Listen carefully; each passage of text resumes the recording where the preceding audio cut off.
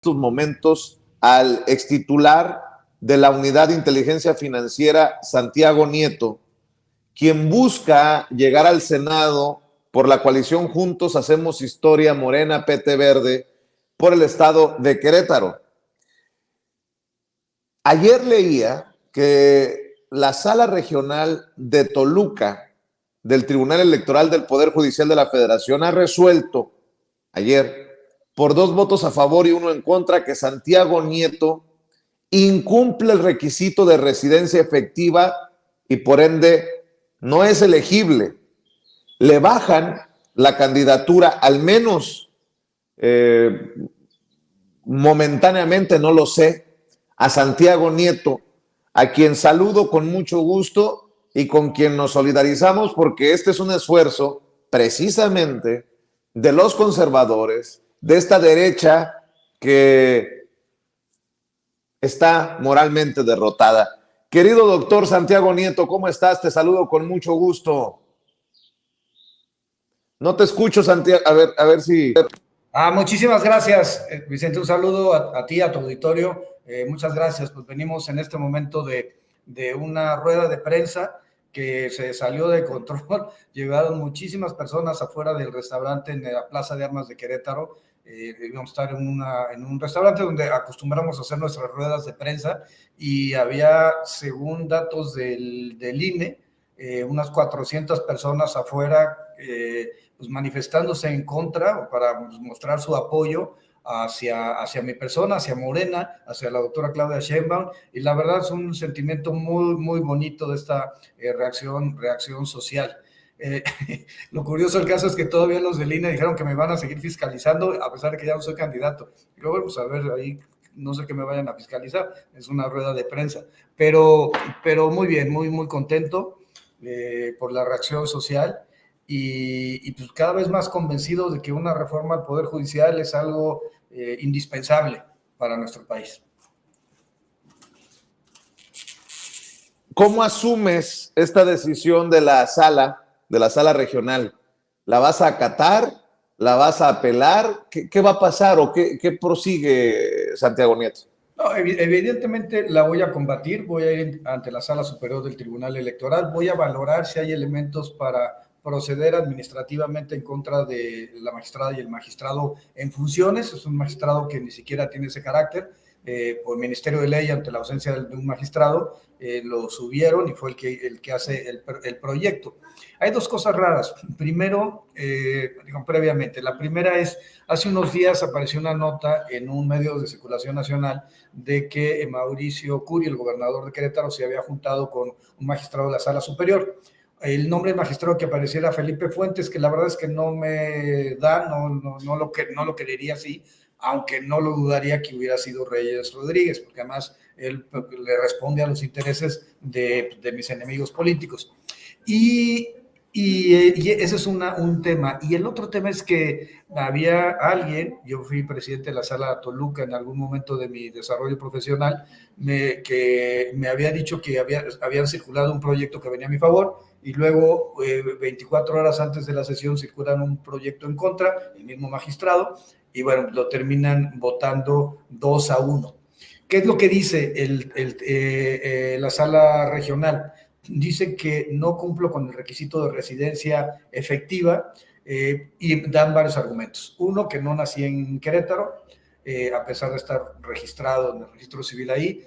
2, que no soy originario de Querétaro, a pesar de haber estado registrado, de haber vivido mi infancia, la primaria, la secundaria, la preparatoria, la carrera, haber sido 8 años profesor de la Autónoma de Querétaro, haber sido pues, distinguido como sanjuanense, distinguido por el ayuntamiento de mi municipio.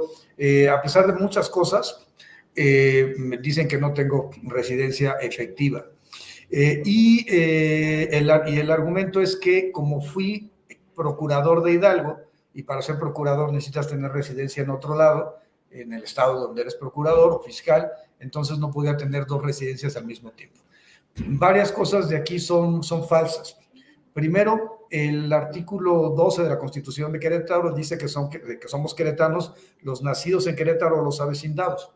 Yo nazco por una cuestión de condición de salud de mi madre en la Ciudad de México, pero el 27 de enero y el 17 de febrero soy registrado en San Juan del Río. ¿Por qué me registran en San Juan del Río? Porque ahí vivía mi padre, mi madre, vivía mi hermana mayor, vivían todo el resto de mi familia. Al final del día sigue viviendo ahí. Dos, ¿por qué el artículo 11 de la Ley Orgánica Municipal de Querétaro dice que si por alguna causa laboral o comisión de estudios o comisiones artísticas, etcétera, uno tiene que salir del estado, no pierde la residencia? Pues yo al final, efectivamente, en algún momento salgo por una cuestión estudiantil a estudiar mi posgrado en la UNAM, en la Ciudad de México, salgo por cuestiones laborales a desempeñarme en distintos cargos, en la Sala Regional Toluca o en la FEPADE o la UIF como profesor de la UNAM, que también lo ampara este artículo de la Ley Orgánica Municipal. Y bueno, finalmente soy procurador, encargado del despacho de la Procuraduría de Hidalgo. Esto también a mí me llama poderosamente la atención, que no hayan tomado en cuenta ese artículo al momento de emitir la sentencia. Y el tercer argumento de la Fiscalía me parece absolutamente falaz. Yo fui jefe del despacho, y para ser jefe del despacho no se requiere ni ser hidalguense por nacimiento, ni ser encargado de la Procuraduría, perdón, ni tener residencia efectiva en Hidalgo, y por eso era jefe del despacho y por eso nunca fui procurador, nunca se me designó como procurador, porque no reunían los requisitos de la Constitución de Hidalgo. Y, por cierto, mando un abrazo a Julio Menchaca y a su gabinete, donde tuve una extraordinaria experiencia laboral al estar casi año y medio con ellos. Pero regresando al tema, el argumento es que no soy queretano, que no tengo residencia efectiva, a pesar de que la residencia efectiva, en términos de los criterios del Tribunal Electoral, es tener conocimiento del entorno. Y nadie puede decirme que no conozco el entorno, que no conozco los 18 municipios. Fui el primero en recorrerlos durante la campaña. Y bueno, pues tampoco pueden decir que no tengo arraigo.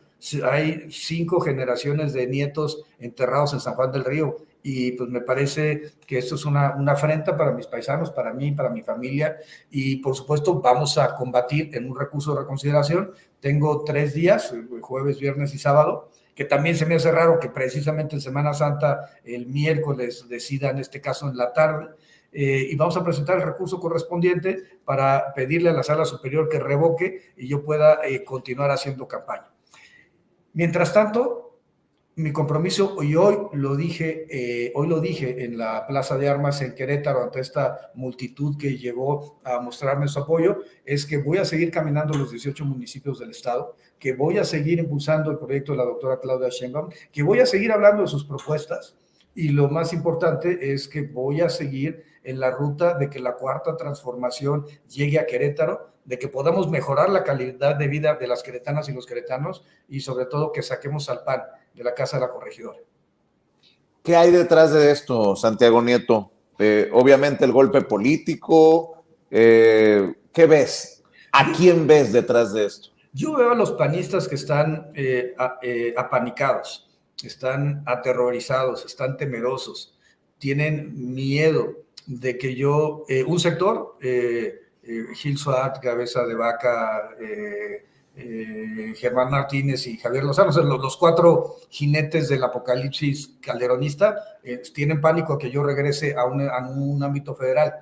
Y por otro lado, el gobierno estatal tiene pánico.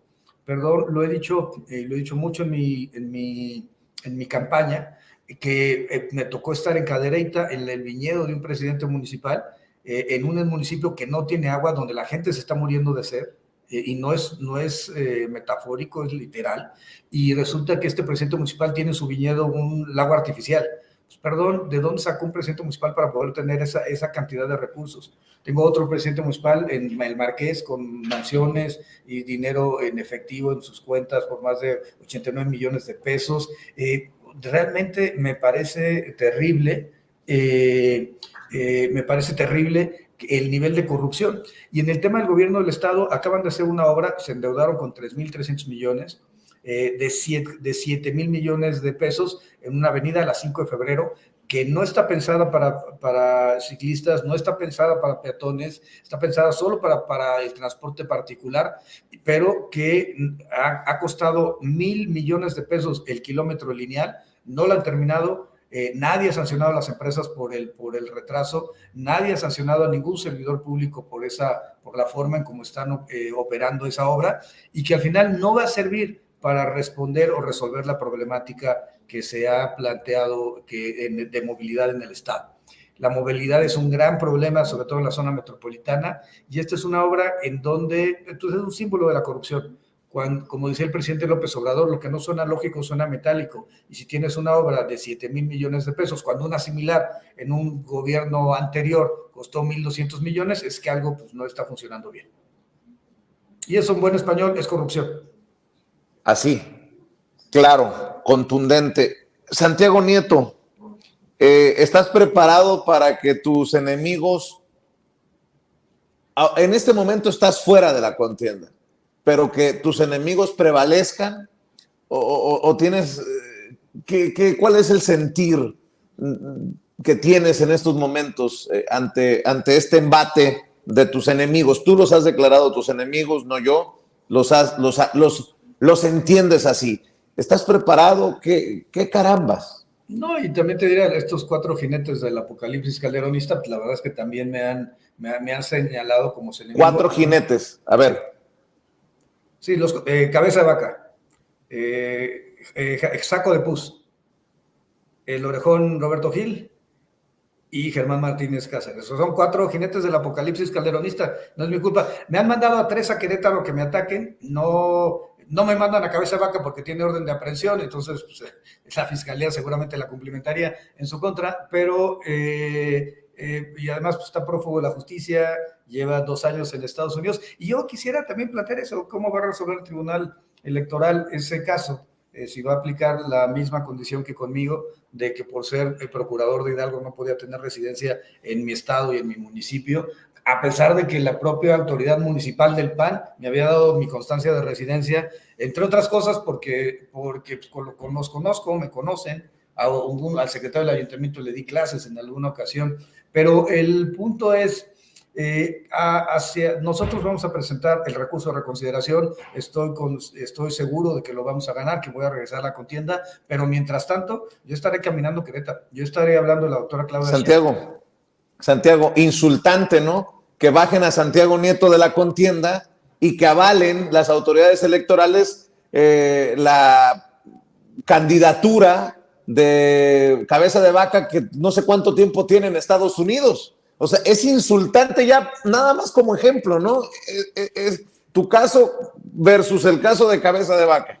Sí, a ver, Cabeza de Vaca desde las elecciones de 2022 dejó de estar en Tamaulipas y no ha regresado. Y no ha regresado porque ha habido ya 2 órdenes de aprehensión que él combatió y que los jueces federales le dieron la suspensión, pero tiene una 3ª orden de aprehensión en este momento. Si pisa territorio mexicano sería detenido, y eso es finalmente lo que él está evitando. Por supuesto que tiene los recursos suficientes para vivir en Estados Unidos, y además vivir con una vida de rey y darse el lujo de citar a Marco Cortés, que parece más su empleado que otra cosa, en McAllen, en el aeropuerto de McAllen.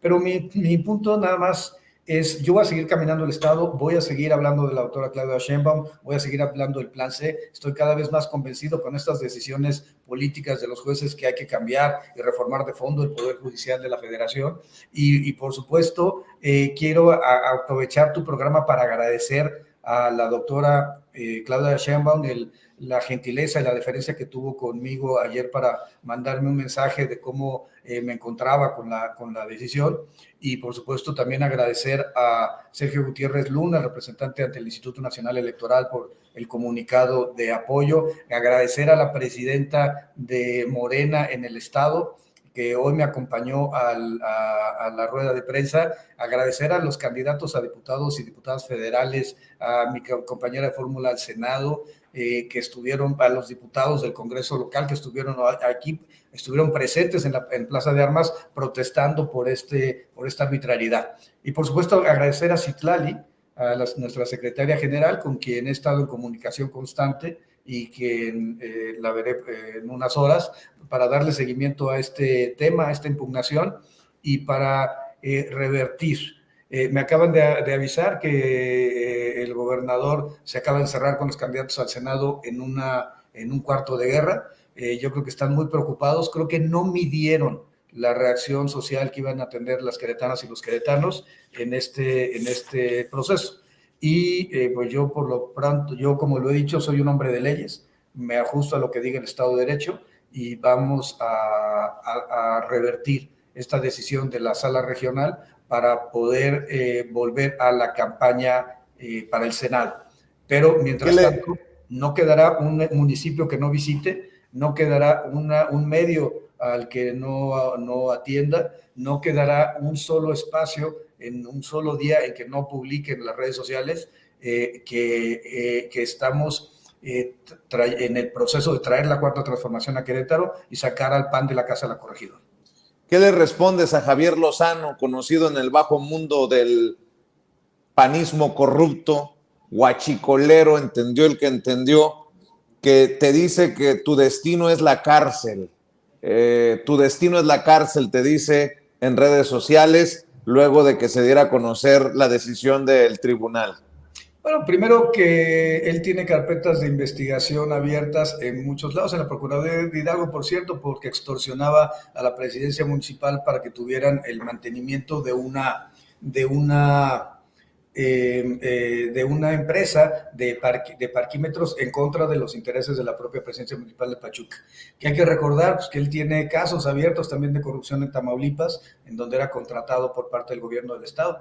También habría que recordar que parte de las crisis económicas que tienen varios estados, como Puebla, como Hidalgo, por las pérdidas del grupo Accendo, fueron impulsadas por este grupo de panistas que obligaban a los gobiernos estatales a contratar con el banco, y eso llevó a perder 850 millones de pesos a Hidalgo o 600 millones de pesos a Puebla, entre otras entidades federativas. Y hay que recordar que él está acostumbrado a la impunidad. Cuando golpeaba a sus parejas, nunca se procedió en su contra. Está acostumbrado a la impunidad por los 350 millones de pesos que desvió del erario a las empresas y al despacho de su hermano, y está acostumbrado a la impunidad incluso por su hijo violador, pero que eso se le va a acabar. Eso se le va a acabar y yo estoy convencido de que en ese segundo piso de la cuarta transformación la justicia va a llegar en torno a saco de pus. A mí me parece deleznable la forma como se expresa el presidente de la República. Me ha dicho una panista connotada, por cierto, Josefina Vázquez Mota, me ha dicho que no había conocido que la gente más deleznable que conoció en su vida se llama Javier Lozano, y yo creo que el mote, el apodo de saco de pus que le ha puesto la gente no es un calificativo, es simplemente descriptivo.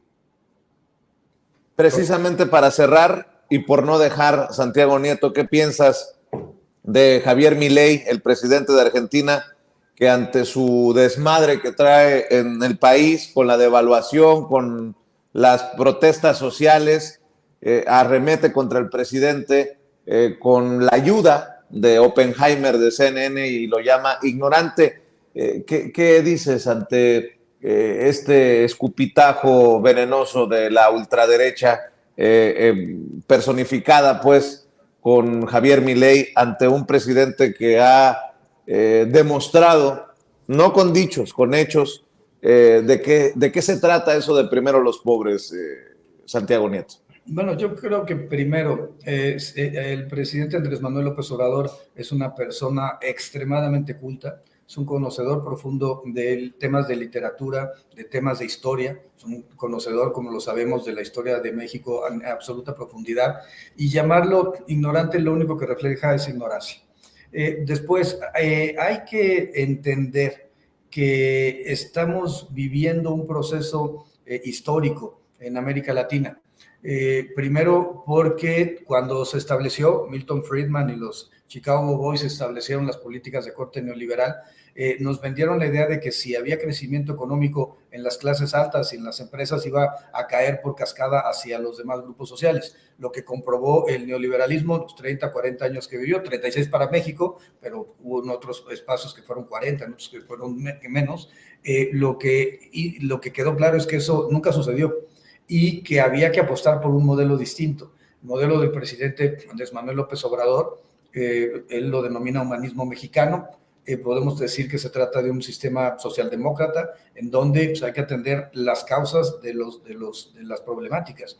Y yo estoy convencido de que nuestro país ha podido mantener una macroeconomía sana, mantener estabilidad política a pesar de la pandemia, mantener el cambio, la tasa de cambio con el dólar como la tenemos a 16 pesos, ha sido pues gracias a las políticas del presidente Andrés Manuel López Obrador.